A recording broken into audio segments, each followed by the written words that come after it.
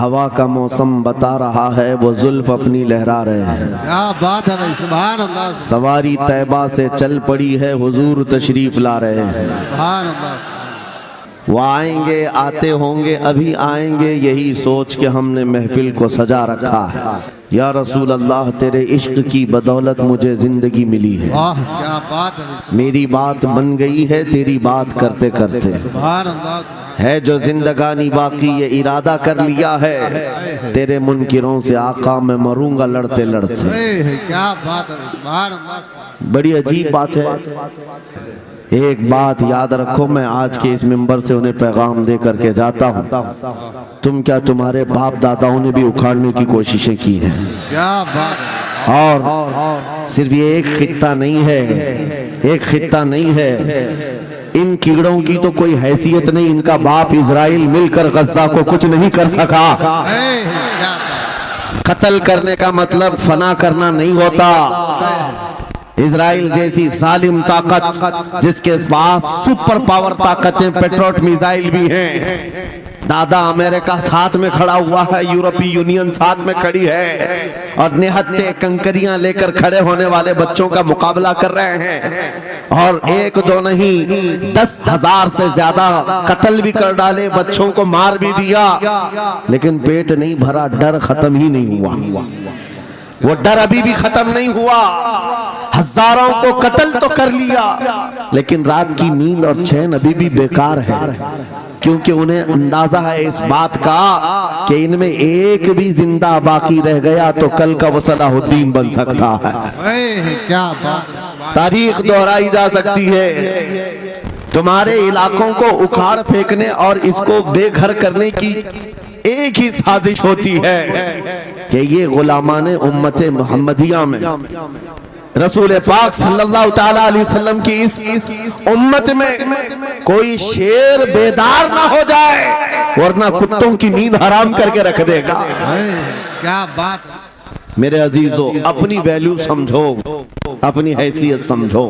ان ظالموں کو یہ تاریخ یاد ہونا چاہیے کہ جب میرے خواجہ سرکار غریب نواز ہندوستان تشریف لائے تھے، ان کے آنے کے بعد جو کچھ بھی ان کے ساتھ کیا گیا ان کے باپ داداؤں نے تاریخ بتائی ہوگی. غریب نواز کو نکالنے کے لیے، ان کی جھوپڑی اجاڑنے کے لیے، ان کے خیمے کو توڑنے کے لیے، یہاں تک کہ سرکار غریب نواز جس درخت کے نیچے بیٹھے وہاں سے اٹھوا دیا، کیا کیا نہیں کیا. لیکن آج تاریخ 800 سال کے بعد بھی سناٹے دار تھپڑ مار کر کے بتا رہی ہے جس کو تم یہاں سے بے گھر کرنے کی کوشش کر رہے تھے، اللہ نے اسے ایسا بادشاہ بنایا تمہاری حکومتیں 5 سال کے بعد ڈیل ڈول ہونے لگتی ہیں، اور اس مرد قلندر کی حکومت 800 سال سے چل رہی ہے، وہ بھی گردنوں پر نہیں لاکھوں دلوں پر حکومت قائم ہے. کیا بات ہے، سبحان اللہ. قرآن میں اللہ فرماتا ہے ان ارضی واسعہ،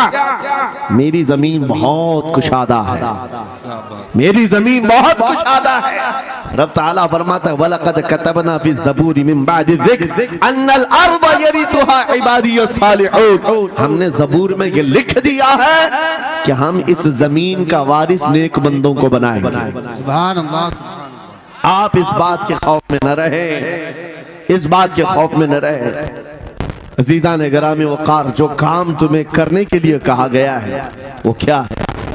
وہ ایک ایسا انقلاب اس زمین سے آنا چاہیے، ایک ایسا انقلاب. آپ کو میں ایک بات بتا دوں تاریخ میں جو تمہاری سچویشن اور تمہاری حالت کے مطابق ہو، میں وہ بات کرنے کی کوشش کرتا ہوں تاکہ تمہارے دل پر اثر ہو. آپ جس علاقے میں رہ رہے ہیں آپ یہاں کے حالات بہتر جانتے ہیں. وہ دن یاد کرو جب نبی پاک صلی اللہ تعالی علیہ وسلم نے اعلان نبوت فرمایا مکہ میں، اور اس کے بعد کفار و مشرکین کا ظلم شروع ہو گیا. غریب صحابہ کو پکڑ کر مارتے تھے. حضرت بلال حبشی، حضرت خبیب بن عدی، حضرت خباب بن العرد، حضرت زید بن دسنا، حضرت عمار بن یاسر، یہ وہ صحابہ ہیں جن کو صرف مارا نہیں گیا ہے، آگ میں تپایا گیا ہے. سب کر لیا. موب لنچنگ مکہ کے ظالم کرتے تھے بہت. اور ایک دن ایسا آیا نبی پاک صلی اللہ تعالیٰ علیہ وسلم حرم پاک میں داخل ہوئے، مسجد حرم میں آئے۔ خانہ کعبہ کی چابی اس وقت عثمان بن شیبہ کے پاس ہوا کرتی تھی جو ایمان لائے ہوئے نہیں تھے۔ یہ حضرت عثمان غنی نہیں ہے، وہ دوسرے عثمان ہیں۔ عثمان بن شیبہ کے پاس کعبے کی چابی ہوتی تھی۔ حضور پاک صلی اللہ علیہ وسلم نے ان کے پاس آ کر کے کہا عثمان کعبے کی چابی دو، دروازہ کھول کے میں اندر جانا چاہتا ہوں۔ انہوں نے کہا نہیں، تم ہمارا دین چھوڑے ہوئے ہو، ہمارے دین سے تم برگشتہ ہو، میں تمہیں کعبے میں اندر آنے نہیں دوں گا۔ کس سے کہا؟ کائنات کے آقا و مولا رسول اللہ۔ حضور نے کچھ نہیں کہا۔ توجہ، میرے آقا نے فرمایا عثمان یاد رکھنا ایک دن یہ چابی میرے پاس ہوگی، اور یہ چابی میں جس کو چاہوں گا دوں گا، اور قیامت تک اس سے کوئی چابی چھین نہیں سکے گا۔ سبحان اللہ سبحان اللہ۔ اتنی بڑی بات، جبکہ مکہ کے حالات بہت الگ تھے، جگہ جگہ صحابہ کو مارا جا رہا تھا اور چھپ چھپ کر کے اسلام کی تبلیغ کی جا رہی تھی۔ اس زمانے میں میرے آقا فرماتے ہیں عثمان یہ چابی ایک دن میرے ہاتھ میں ہوگی کعبے کی، میں جسے چاہوں گا عطا کروں گا، اور پھر قیامت تک اس سے کوئی چابی نہیں چھین سکے گا۔ یہ حدیث پاک میں موجود ہے۔ عثمان بن شیبہ کہتے ہیں پہلے تو مجھے ہنسی آئی، کیونکہ یہ خانہ کعبہ کی چابی کی ذمہ داری عام نہیں ہوتی، خاندانی ہے، برسوں سے چلی ہوئی وراثت کے ساتھ آتی ہے، اور یہ اس طرح سے مجھے کہہ رہے ہیں کہ چابی ان کے پاس چلی جائے گی۔ اور پھر عثمان بن شیبہ کہتے ہیں ان کے حالات دیکھ کر کے تو لگ نہیں رہا تھا کہ چابی جائے گی، لیکن جلال جس انداز میں گفتگو ہو رہی تھی یہ دیکھ کر ڈر بھی لگ رہا تھا کہ کہیں یہ سچ مچ چابی لے تو نہیں لیں گے۔ پھر عثمان بن شیبہ کہتے ہیں وہ حالات بھی آ گئے کہ جب رسول اللہ ہجرت کر کے چلے گئے مکہ سے، صحابہ بھی گھر بار چھوڑ کر چلے گئے۔ عثمان بن شیبہ کہتے ہیں اب تو دل میرا چوڑا ہو گیا، کہاں مجھ سے چابی لینے کی بات کر رہے تھے، کہاں ان کا گھر بھی نہیں بچا۔ حضور پاک ہجرت کر کے چلے گئے، صحابہ بھی اپنے گھر بار سب چھوڑ کر مدینے چلے گئے۔ عثمان بن شیبہ کہتے ہیں اب تو میرا سینہ چوڑا تھا، کہاں یہ چابی کی بات کرتے تھے، کہاں اپنا گھر بھی نہیں رکھ سکے۔ سال گزر گیا، 2 سال گزر گئے، 3 سال گزر گئے، 4 سال گزر گئے، 5 سال گزر گئے، 6 سال گزر گئے ہجرت کے بعد۔ پھر وہ دن آ گیا جب نبی پاک صلی اللہ علیہ وسلم 10,000 صحابہ کے ساتھ 20 رمضان المبارکہ کو مکہ میں فاتح مکہ بن کر داخل ہو رہے ہیں۔ سبحان اللہ سبحان اللہ۔ 6 سال کے بعد واپس ہی ہے۔ جب حضور تشریف لائے مکہ کی گلیوں میں اب مقابلہ کرنے کی کسی کی ہمت نہیں تھی، طاقت نہیں تھی۔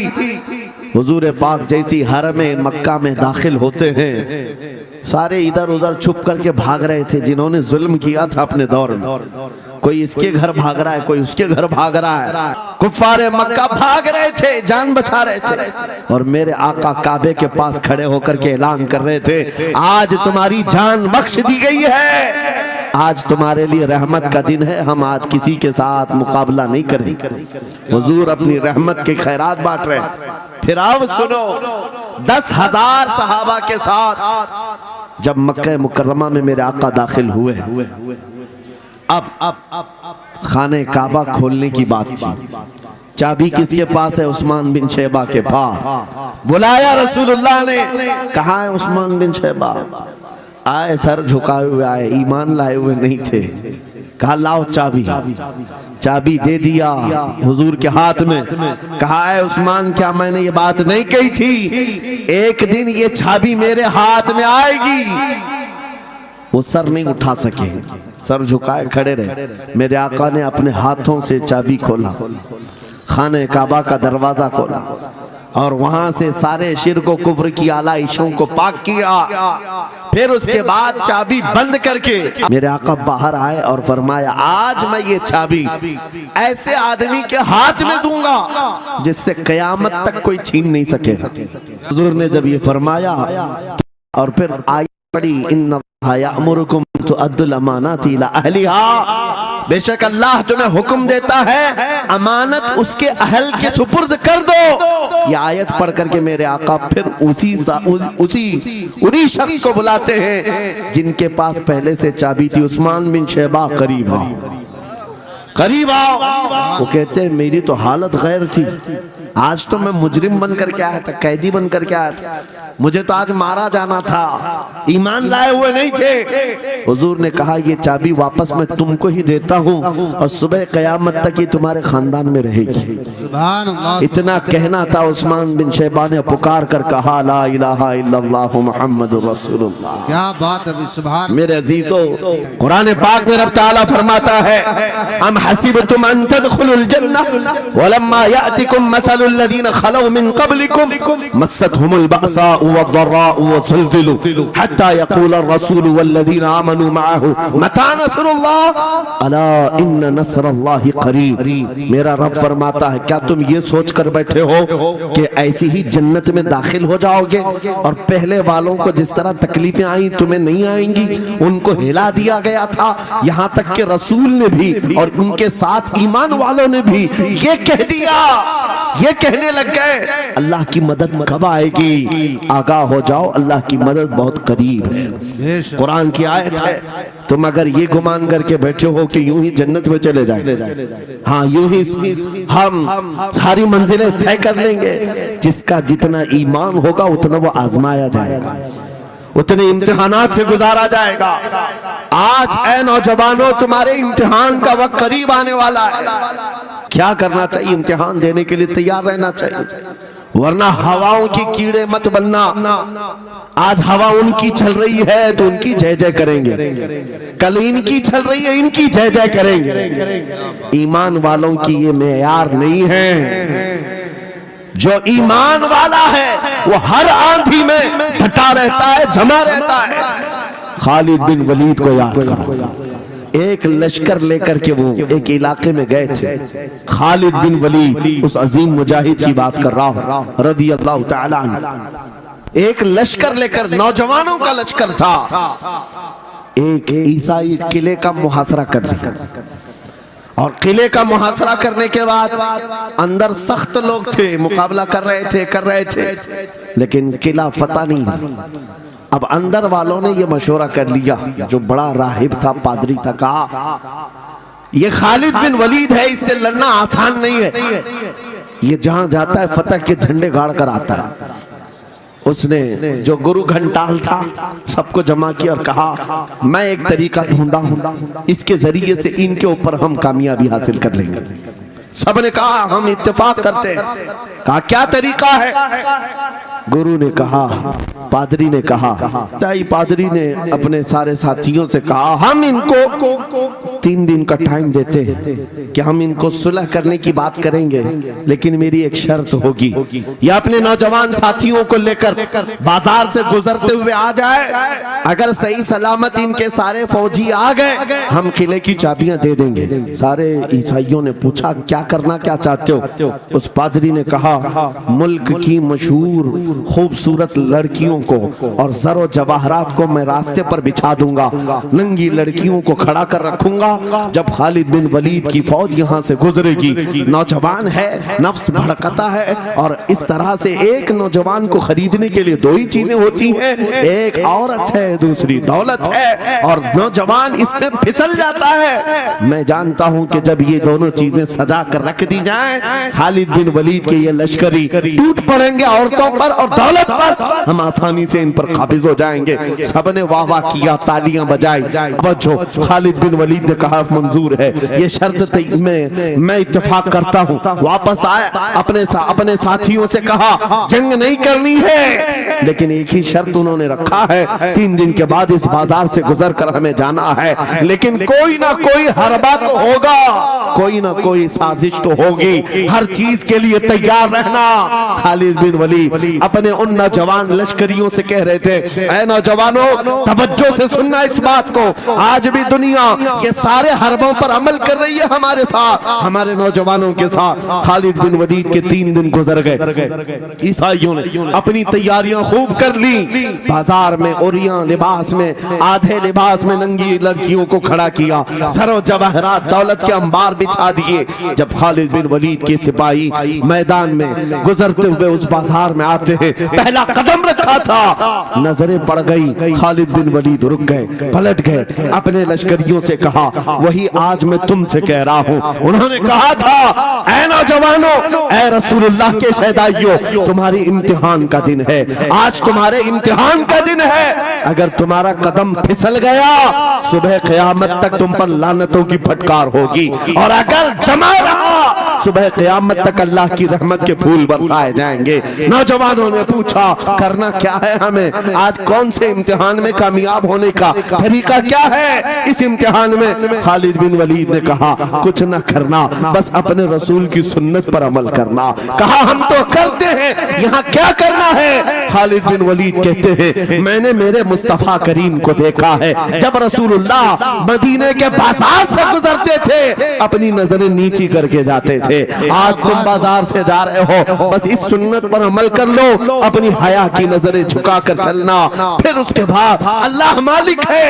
खालिद बिन वलीद के जोश और वलवले से भरी हुई ये तकरीर ऐसी असर कर गई, वो नौजवान 1-2 नहीं थे, सैकड़ों की तादाद में थे, सर झुकाए बाजार से ऐसे चल रहे हैं। तारीख निगार कहते हैं वो इस तरह से चल रहे थे कि उनके सरों पर अंडा भी रख दिया जाता तो नहीं गिरता, न इधर हिलाए न उधर हिलाए, न इधर देखे न उधर देखे, और बराबर अपनी नजरें जमीन पर झुकाए हुए तेजी से चलते हुए उस किले के फाटक तक पहुंच गए। वहां वो पादरी साहब इंतजार में थे, भटक गए होंगे, औरतों से भिड़ गए होंगे, दौलत जमा कर रहे होंगे, मगर ये दीवाने ठुकराते हुए हर दौलत और उरियानियत को उस किले के फाटक तक पहुंच गए।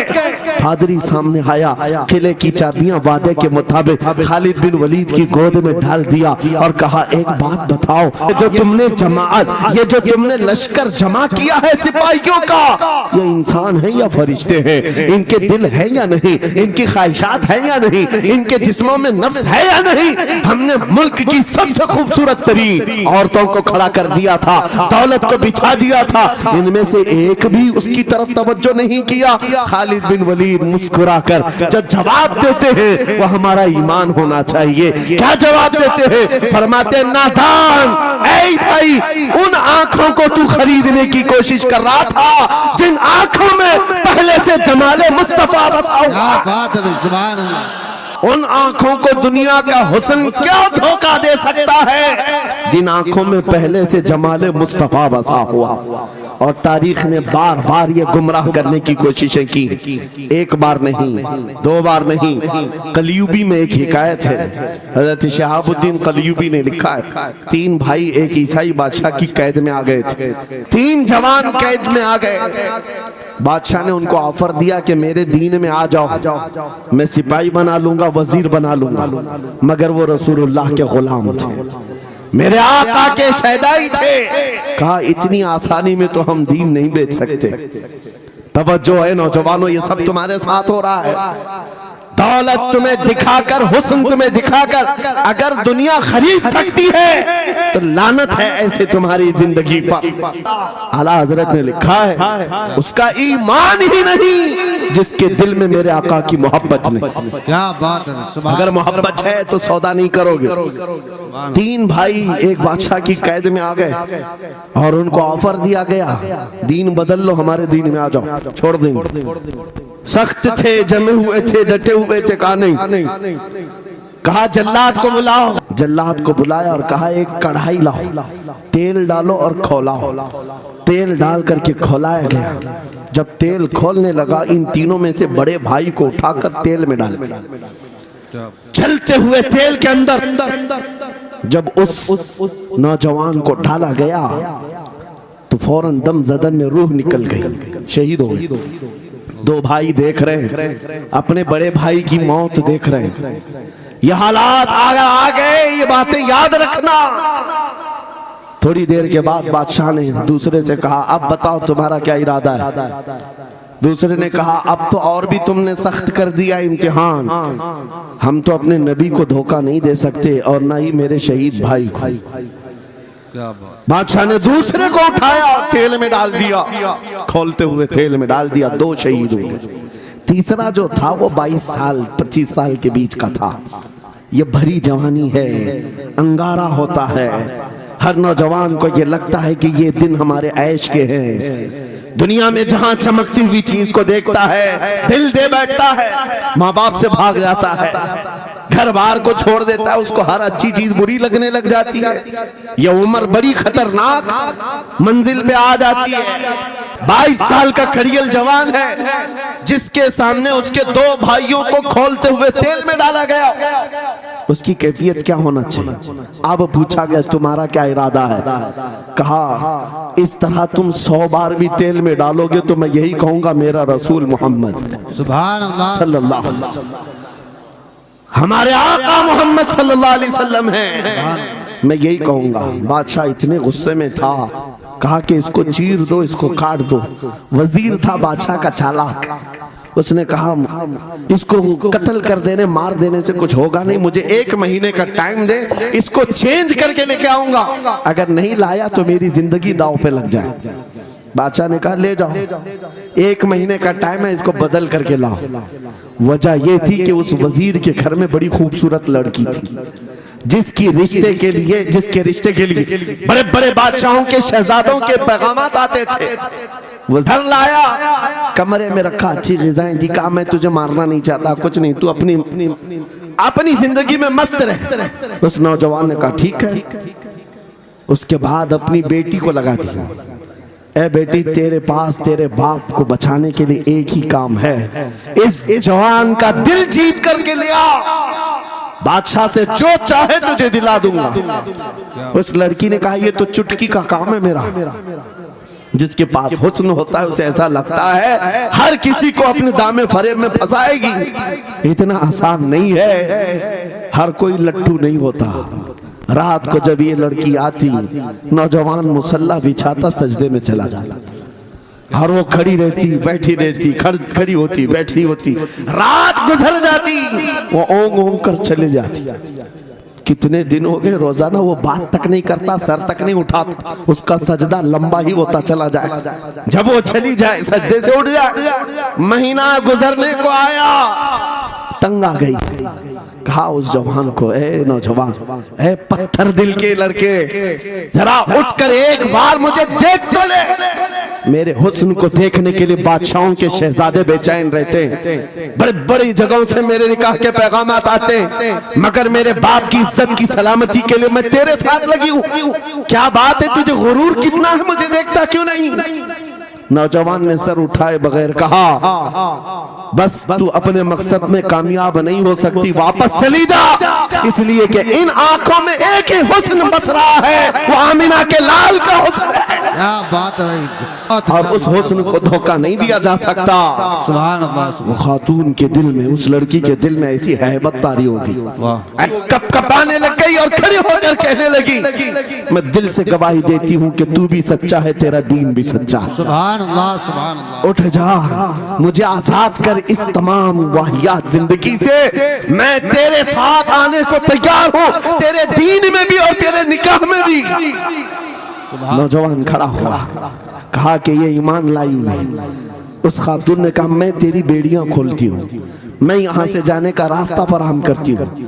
دنیا جس کو پھنسانے کے چکر میں تھی، اکثر یہ دیکھا گیا ہے وہ خود اپنی گردن مصطفیٰ کے قدموں میں دینے کو تیار۔ کیا بات ہے، شرط اتنی ہے کہ محمد سے وفا تُونے تو ہم تیرے ہیں، یہ جہاں چیز ہے کہ اللہ و قلم تیرے ہیں، سبحان اللہ۔ سب تمہارا ہو سکتا ہے۔ اب سنو آگے کی بات، کہتے ہیں رات کی تنہائی میں اس خاتون نے اس نوجوان کی بیڑیاں کھول دی، حجرے کا دروازہ کھول دیا اور اس کو لے کر کے نکل گئی، کہا راستہ میں بتاتی ہوں، سلطنت کی سرحدیں میں عبور کراتی ہوں، پھر تیری مرضی، اگر مجھے ساتھ رکھنا ہے تو لے چل اپنے دیار میں، یا پھر چھوڑنا ہے تو چھوڑ دے۔ उस नौजवान ने कहा कि ठीक है साथ चलो। रात के वक्त ये दोनों तन्हा साथ चल रहे थे। ये भागे हुए लोग नहीं है, ये ईमान पर इस्तिकामत वाले लोग, सुभान ये हुस्न पर फिदा होने वाले लोग नहीं। रात के वक्त जब चल रहे थे, आधी रात गुजरी हुई थी, अचानक घोड़ों के दौड़ने की आवाज आई, घोड़ों के टाप की आवाजें आने लग गई। अब ये दोनों डर करके एक दरख्त के पीछे छुप गए। उन्हें लगा बादशाह को खबर हो गई, बादशाह ने हमें पकड़वाने के लिए पूरी फौज भेज दी है। वजीर को भी पता चल गया होगा। ये डरे सहमे हुए दरख्त के पीछे छुपे हुए थे कि अब क्या होगा इसके बाद। घोड़ों के दौड़ने की आवाज कम होती गई, कम होती गई, और इनके दरख्त के आगे आकर घोड़ों की आवाज रुक गई, सब रुक गए। और ये दरख्त के बाहर सर नहीं निकाल रहे थे। बाहर आई हुई जमात ने इनका नाम लेकर पुकारा, फलां बिन फलां। नौजवान कहता है जब मैं बाहर आकर देखा, ये बादशाह की फौज नहीं थी, इसके दोनों शहीद भाई पूरी जमात के साथ घोड़ों पर सवार हैं। सुभान अल्लाह। जिनको बादशाह ने खोलते हुए तेल में डाला था, वो घोड़ों पर सवार आ रहे हैं। नौजवान देख करके हक्का बक्का रह गया। पूछा भाईजान आप कैसे आए? दोनों भाइयों ने कहा ऐ हमारे नन्हे भाई, क्या तुझे पता नहीं अल्लाह ने फरमाया वला तक़ूलू लिमन युक़तलु फी सबीलिल्लाहि अमवात बल अहयाउ वलाकिन ला तशउरून। जो अल्लाह की राह में मारे जाएं उन्हें मुर्दा मत कहो, वो जिंदा है, तुम्हें उसका शऊर नहीं। बात सिर्फ इतनी है, बात सिर्फ इतनी है, अगर तुम अल्लाह के सच्चे बंदे बन जाओ, हुजूर के वफादार बन जाओ, पूरी दुनिया तुम्हारे लिए घुमा दी जाए, हालात तुम्हारे लिए बदल दिए जाएंगे। थोड़े दिनों की बात है, इसीलिए इकबाल ने कहा था सच्ची बात है नौजवानों, मेरा पैगाम ये है, अगर सुनना है तो सिर्फ इतना है, कुफ्र दम तोड़ देगा टूटी हुई शमशीर के साथ, कुफ्र दम तोड़ देगा टूटी हुई शमशीर के साथ। घर तुम निकल आ जाओ एक बार नारे तकबीर के साथ, नारे तकबीर। हम जो है नौजवानों से खिताब कर रहे हैं, याद रखो जवानों, एक ही जिंदगी मिली, एक ही जवानी मिली, ये गई वापस नहीं मिलनी, एक ही बार मिली है। एक दिल दिया गया है, एक जान दी गई, फैसला तुम्हारे हाथ में है। बाजारू औरतों पर दिल देना है, अपनी जिंदगी कुर्बान करनी है, या आमिना के लाल के हाथ में देना है। इस लैला के हाथ में दोगे, कल ये तुम्हें धोखा देगी, कोई दूसरा मजनू इसके पास आ जाएगा, कल फिर एक और को धोखा दे दे, तीसरा मजनू हाथ पकड़ लेगा। ये तो हालात हैं, हमने देखे हैं। ऐ नौजवानों, अरे गैरे नथु खेरे पर जो दिल दे बैठते हो, उसी को तो आला हजरत ने कहा था, ये दुनिया मक्कार है, शहद दिखाए जहर पिलाए, कातिल डाइन शोहर कुछ, इस मुर्दार पे क्या ललचाए, दुनिया देखी भाली है, आपको करना क्या चाहिए था? आला हजरत से सुनो, वो कहते हैं अरे आजा नौजवान, वो तो निहायत सस्ता सौदा बेच रहे हैं जन्नत का, और दुनिया को पुकार पुकार करके ये बताएंगे मेरे नबी से मेरा रिश्ता, अपना सब कुछ गुंबद खजरा कल भी था और आज भी है। बतला दो गुस्ताख नबी को गैरत सुन्नी जिंदा है, उन पे मर मिटने का जज्बा कल भी था और लब्बैक या रसूल अल्लाह, लब्बैक या रसूल अल्लाह, लब्बैक या रसूल अल्लाह। व आखिर दावाना अनिल हम्दुलिल्लाहि रब्बिल आलमीन।